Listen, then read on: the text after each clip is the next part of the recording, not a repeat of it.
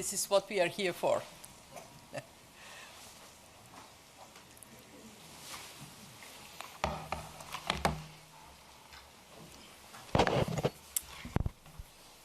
All right, good morning, everyone. A very warm welcome to you. My name is Julie Kozak. I'm the director of the Communications Department here at the IMF. Thank you very much for joining us today for the Managing Director's press briefing on the Global Policy Agenda. As usual, I will first turn to Managing Director Kristalina Georgieva for some opening remarks, and then we will open for your questions. Kristalina, the floor is yours. Thank you very much, Julie. Good morning to all, those who are here in the room and those who are online. Like all of you, we have been watching closely the events in the Middle East, a war that causes significant pain on people and the economies in the region and around the world.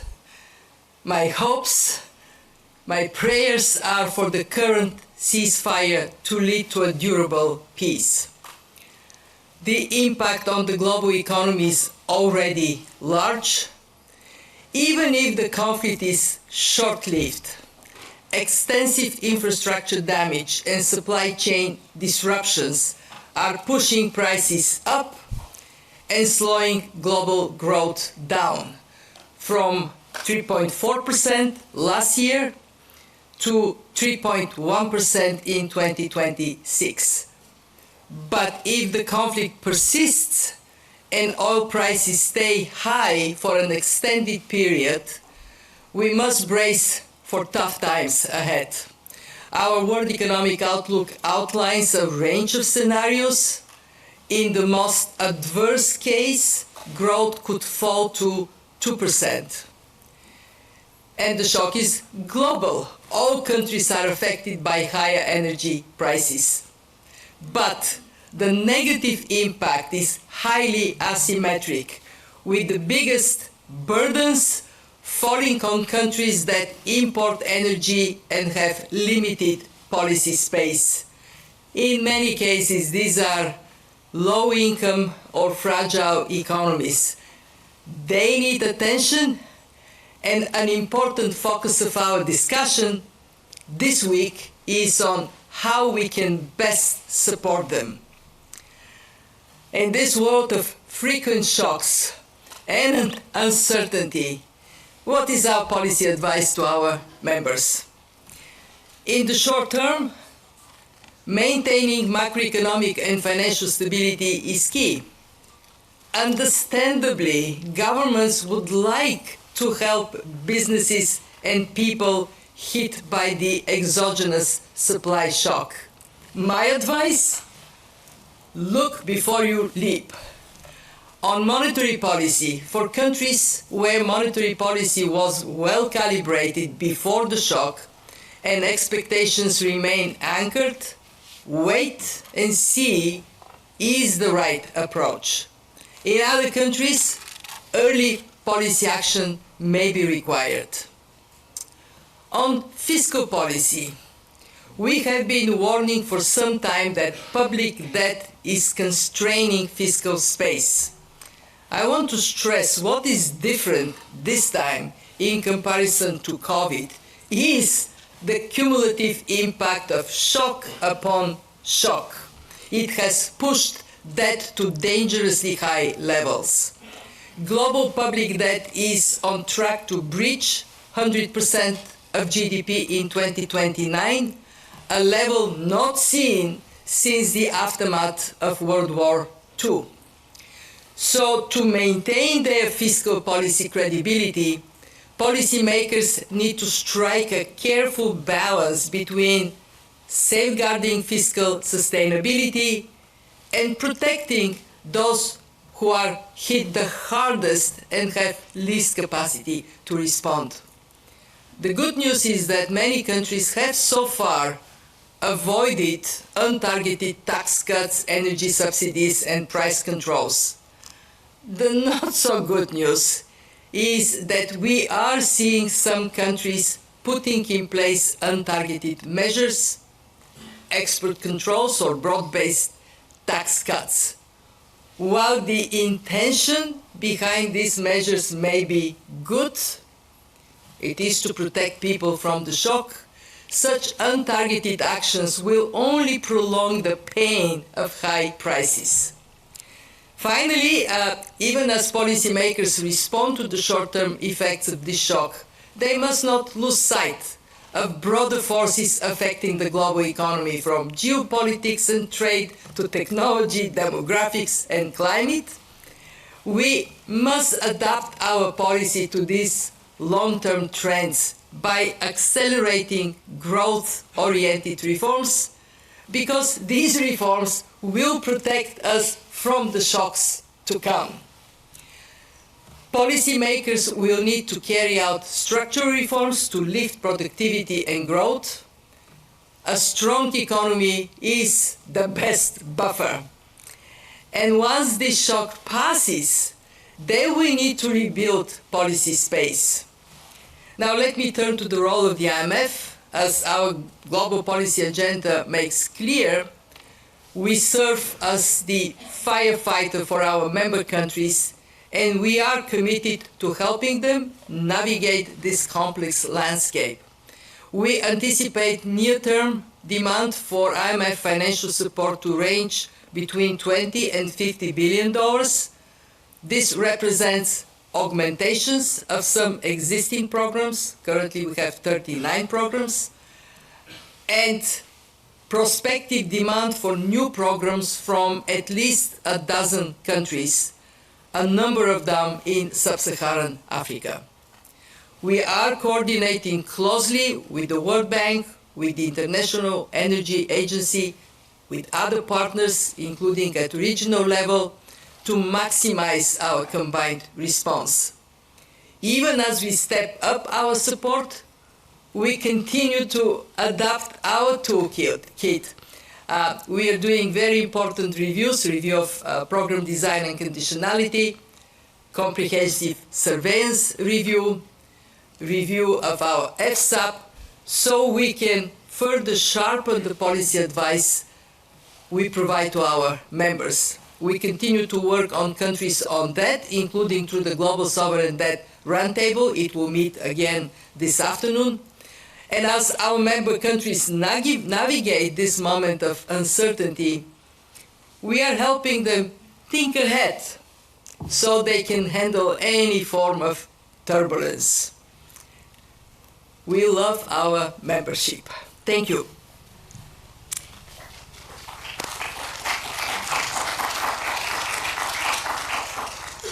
Thank you very much, Kristalina. We'll now open the floor for questions. When called on, we will bring you a microphone. Please give your name and your affiliation. We'll start, I'm going to say, over this side, gentleman in the gray jacket right here. Sure. Thanks, Faisal Islam, BBC News. Thanks, Managing Director. Can you, clearly there's been a market price impact from the events in Straits of Hormuz. To what extent are you worried about any physical supply chain breakages as a result of what's sort of locked in to the Gulf?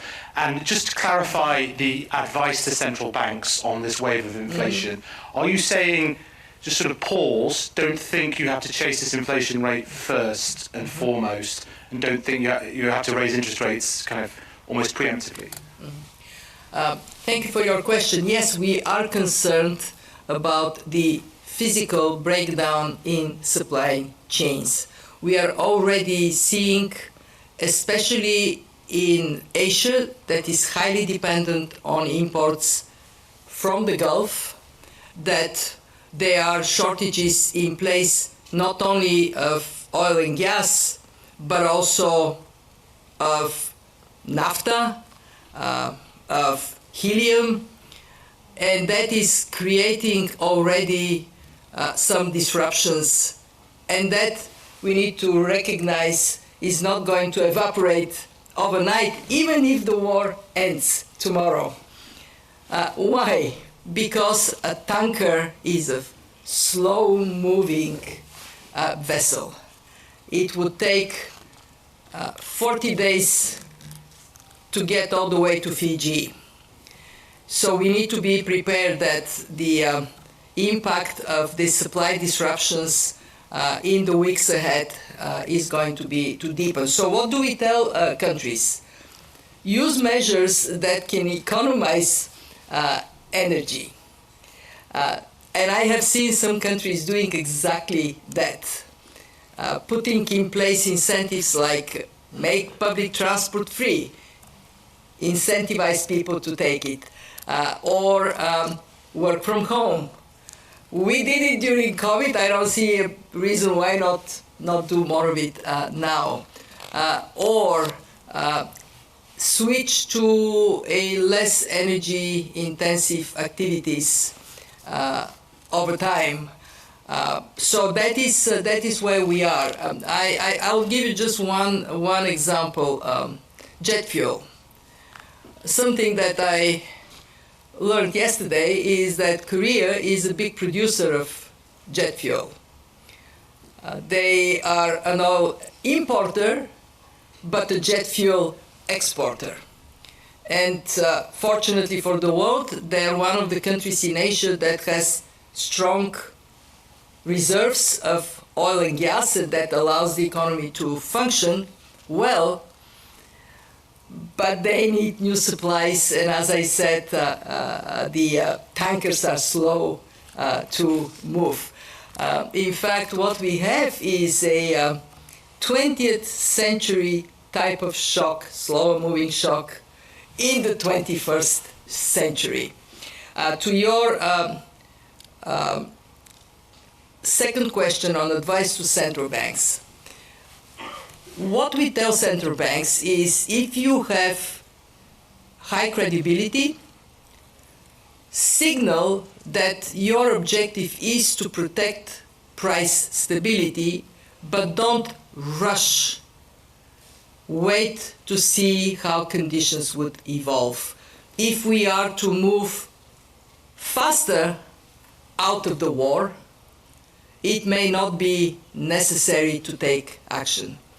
But for central banks that do not have that credibility, they may need to utilize stronger signals. So it is going to be country specific.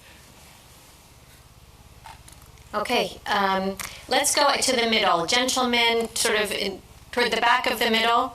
Yeah, you. Thanks very much. Miles McCormick with the Financial Times. Managing Director, I wanted to ask you a bit on the inflationary outlook. Obviously, we've already seen signs of inflationary pass-through in agriculture, logistics, retail, etc. How concerned are you in the near term about the pervasiveness of the inflationary shock and its stickiness even after the war comes to an end? We have upgraded our projections for inflation for 2026. We were on a very good trajectory of inflation going down. Now there is somewhat reversal. And what we see is that short-term inflation expectations have moved up. Here in the United States, they have moved up in the euro area. But the good news for now is that long-term inflation expectations remain well anchored. And that signals that we are still at a time when a faster resolution of hostilities is possible. When we look at the risks of impact of inflation through interruptions of supply chain, the question that BBC asked, yes, we are concerned about risks for inflation moving into food prices. Should the delivery of fertilizers at a reasonable price is not restarted soon, then in this case we might see pressure on food prices, and we all recognize how difficult this would be for people everywhere. we were looking at, for example, urea in sales in Africa. Already from $400, it jumped to $800. It doubled, price has doubled. These are dangerous developments, and this is why we are so much urging a resolution that would reduce the risk of inflation spillovers. We'll go right here. Women in the second row in the dark blue, right at the end. Yep. Good morning, Jorgelina Rosario with Bloomberg. For now, the talk of peace means that even less oil is flowing from the Strait of Hormuz. We haven't really seen, as you say, the supply chain effects, and shipments are arriving at the ports, as you've mentioned. Do you see that the effects will spread first slowly and then very quickly if the conflict stands, and this will hit even more economic growth? And if you can also say, do you think that there is a mispricing from markets on the conflict? Thank you so much. We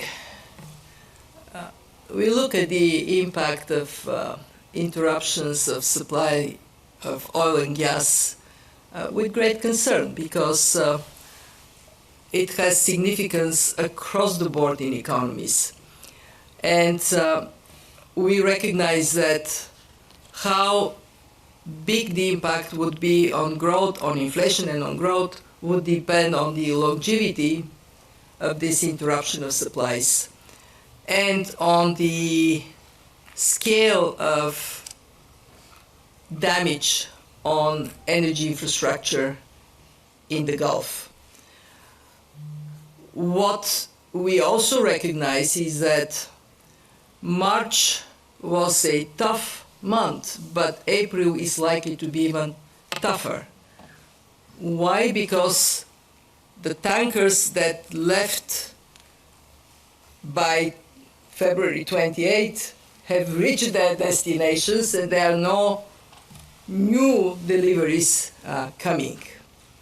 And this is why we are urging countries to take measures to reduce energy intensity. Take them now, don't wait 4 weeks from now. We see the shock energizing that kind of thinking about appropriate measures to reduce demand. And I want to remind us all that in previous shocks, this is what has happened. It wasn't that long ago when Europe was freeing itself from dependency on Russian oil and gas. And what I want to remind people is Europe did it successfully, and it did it with a very significant energy efficiency leap as part of this adjustment. We also know that there would be new sources of energy coming, there would be new routes in place. The problem is that the latter, these new routes, new sources, it would take time, a year and a half. In meanwhile, what countries have is good policies that would reduce the size of the disequilibrium. And I think it is a very good time to apply those good policies everywhere. All right, let's go to this side of the room. I'm going to take the woman at the very end in the black blazer. Thank you. I'm Brigitte Huguet from Africa News. We've heard this week that sub-Saharan African economies are likely to be the most affected by the war in the Middle East. We're already seeing the effects with fuel shortages spreading across the region.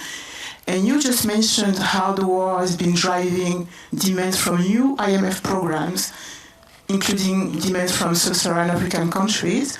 My question is, how concretely can you help them? Let me first say that we have been very loud on the asymmetric impact of this war. And I have in my office a map of countries and where they fall in terms of their dependency on imports and their fiscal space. And it pains me that majority of sub-Saharan Africa countries are in this quadrant of vulnerability.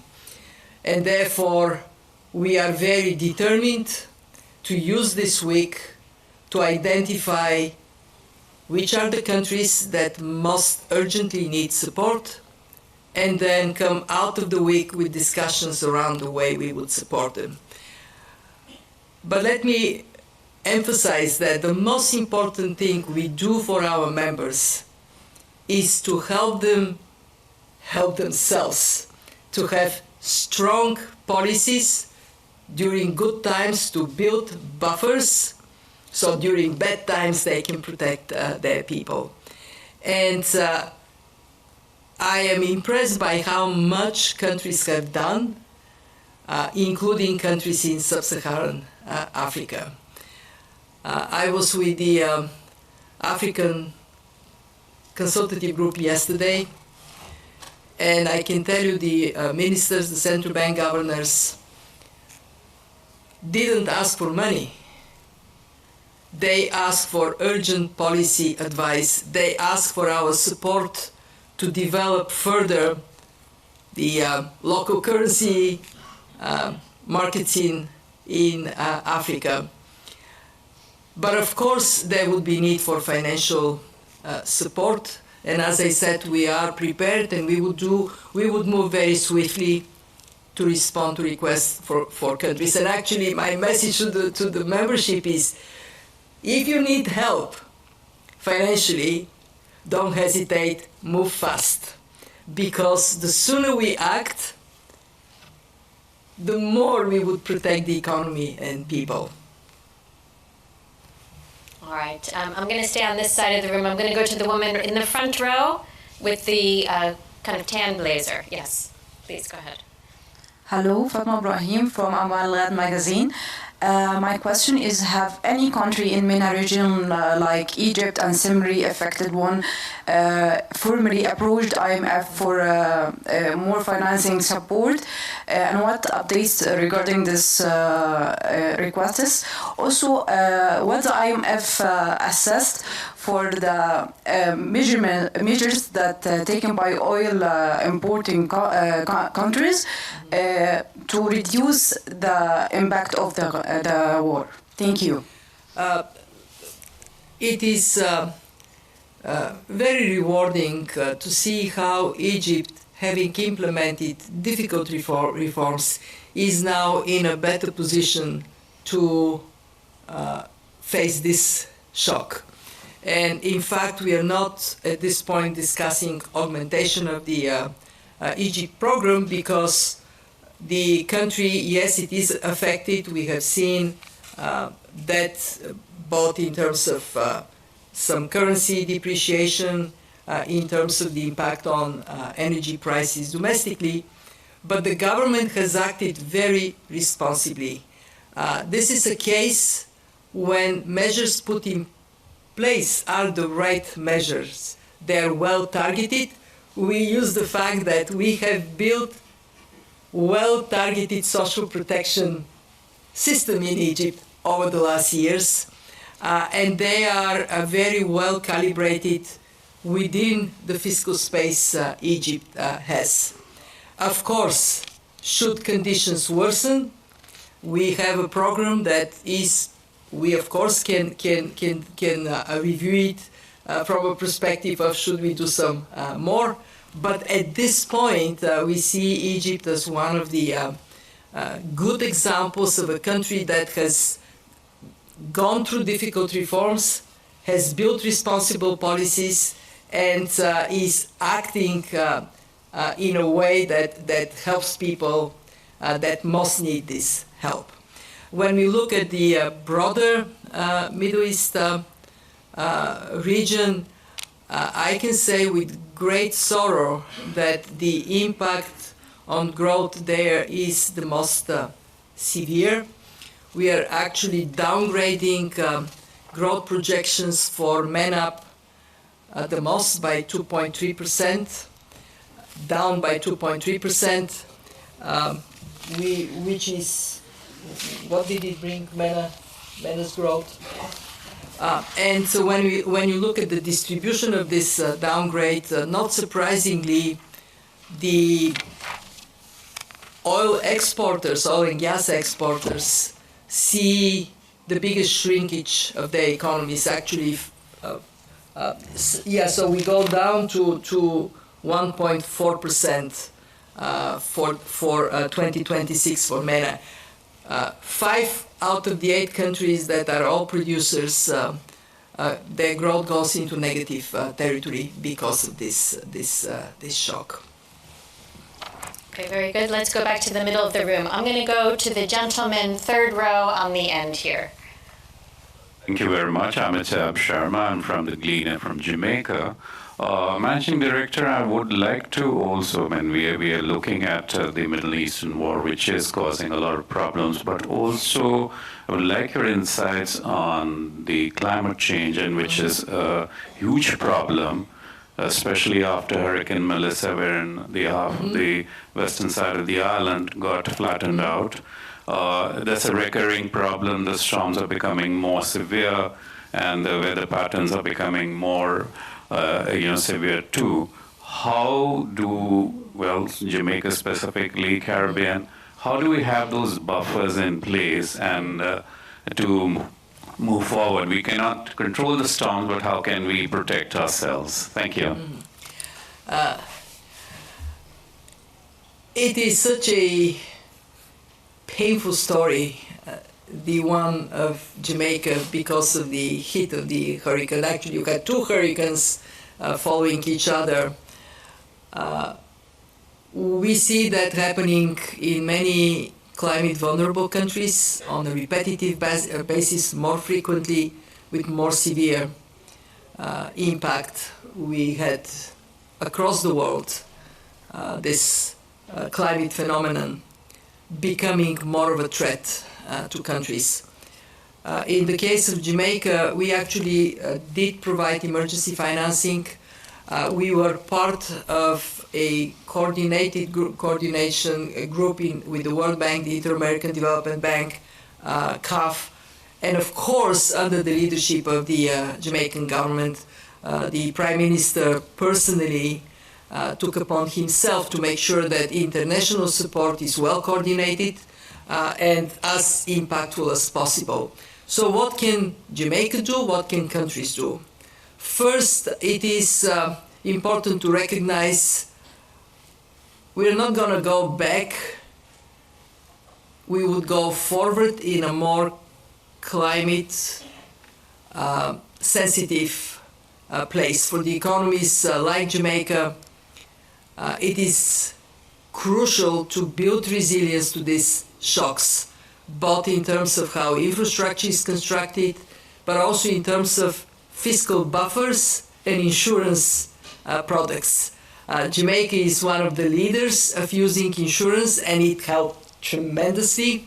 And I believe that the Caribbean, that has been doing quite a lot, should work even more closely together. And this is one good news that I see in the Caribbean and across the world: regional cooperation, regional integration.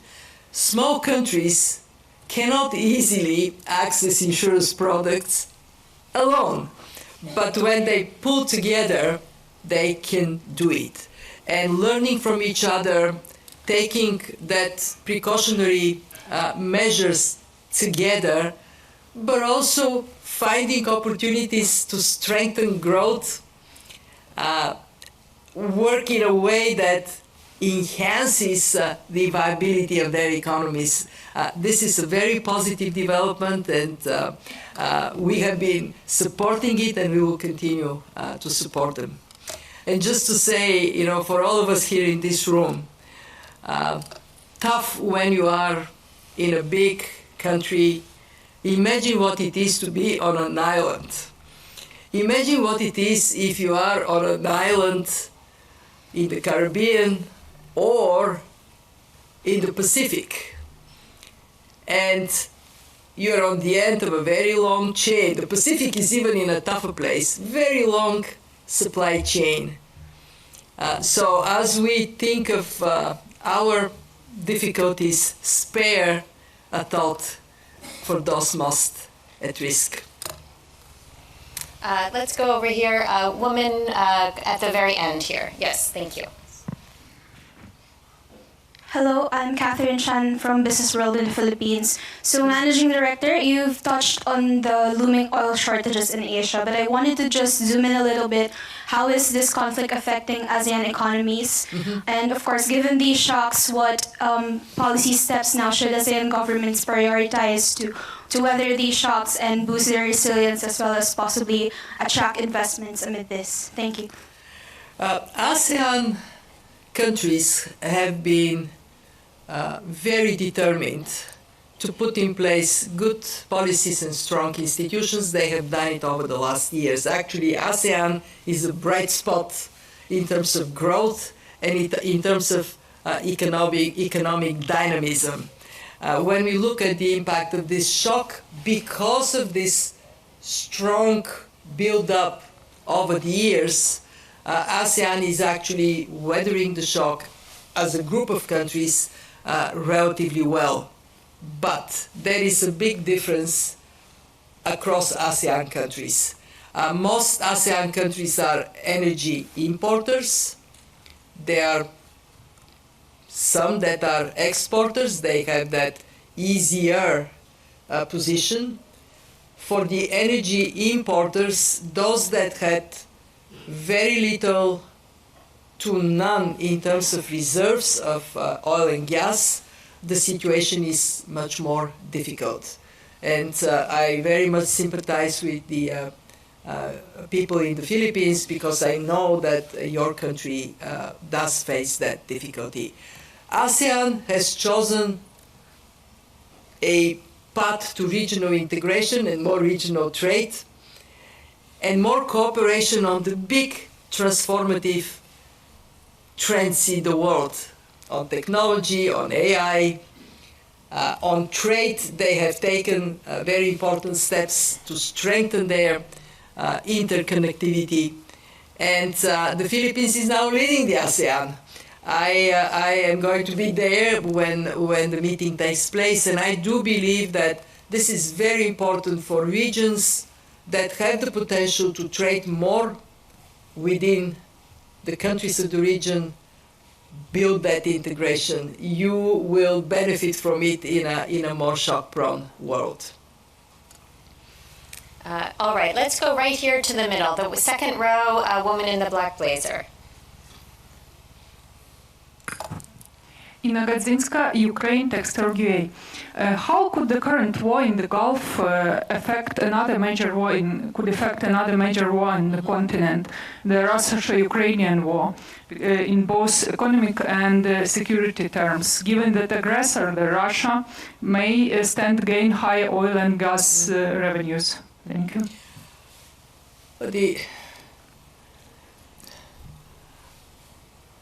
The people of Ukraine have gone through a very difficult time, and it's not yet over, 5 years in a war. And of course, this being a negative energy supply shock, given that the energy sector has been impacted quite severely, Russia bombarded big parts of the energy infrastructure, that makes the situation in the Ukraine even more difficult. Wars are bad news for people, they're bad news for the economy. And I think it would be the aspiration, I think, of all of us in this room. There is no better way to help the world to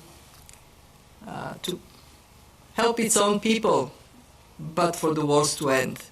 I think that the negative impact from the Gulf War overall, even for countries that benefit from that are exporters and benefit from higher prices, the negative impact is there. nobody is spared. I have a question for the audience. How many of you really want all these wars to end? Raise a hand. I want to see where we are.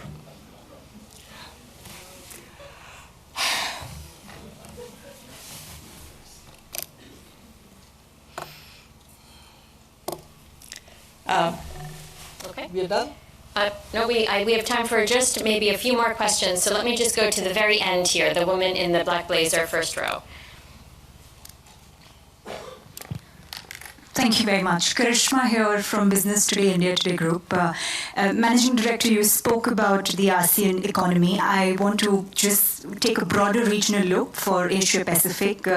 Especially the fact that the Economic Outlook report did raise the fact that the regional outlook is weakening, but high hopes on countries like China and India. And I know you've been always optimistic about India, saying that it's a resilient economy. If situation gets severe, do you think emerging economies like India and also advanced economies like China will have the appetite to bear the brunt? The most impressive development over the last decades has been the advancements in policies and institutions in emerging market economies. We did a review of monetary and fiscal policy in emerging market economies. In monetary policy, they are as good. Many of them, of course, there are exceptions, but the majority are as good or better than advanced economies. In fiscal policy, there is still some space for further improvements, but countries are determined to move in that way. So we have a more resilient world because of the resilience of many emerging market economies that have put in place independent central banks, fiscal councils, built very strong reserves, and they benefit from it. But there is also positive spillover for everybody else. In an adverse scenario, of course, everybody would face a more difficult time. And if we are to go, if the impact of hostilities to be prolonged, then we are going to see a slowdown in global growth. As I said in my opening, it could go all the way to 2%. And yet we would see economies that have these strong fundamentals, have the dynamism, like India does, they would be performing better. Look at India today. India's growth is more than 2 times higher than the average global growth. And that comes because of this strength of fundamentals. So we do not see a scenario under which there would be a dramatic development. Of course, there is one issue that we all need to be very watchful, and it is financial stability. That for now seems to be holding relatively well. Let it be that way in the future. And I can add to this, Asia is very severely impacted because of that dependency of imports. But we see Asia once again demonstrating that good performance historically is helping. And that story of relentless pursuit of good policies and building strong institutions is what we see in Asia. All right, I'm going to take one final question. I'm going to go right here, front row, the woman in the mint green. Thank you. I'm Tao Xu with China Central Television. My question is about China. So, with the global growth becoming more uncertain, so can China help keep the world economy stable? And where do you see the biggest opportunity for international cooperation? Mm-hmm. Well, it is a continuation to the answer I gave to the previous question. What we see in China, while we are slightly downgrading projections for growth from 4.5 to 4.4%, we do see resilience in the economy. China has great potential as it moves to change its growth model from one that is mostly dependent on exports to one that is primarily oriented towards domestic consumption, move from goods to services that can give a big boost to China. And of course, China's size means that when China does well, there are positive spillovers for the rest of the world, for the region, especially for Asia, but also for the rest of the world. All right, thank you very much, everyone, and thank you, Managing Director. This concludes our press briefing. The full transcript of the press briefing will be made available on our website. And of course, if you have further questions, please reach out to my colleagues at Media Relations. And we wish you all a wonderful day today. Thank you.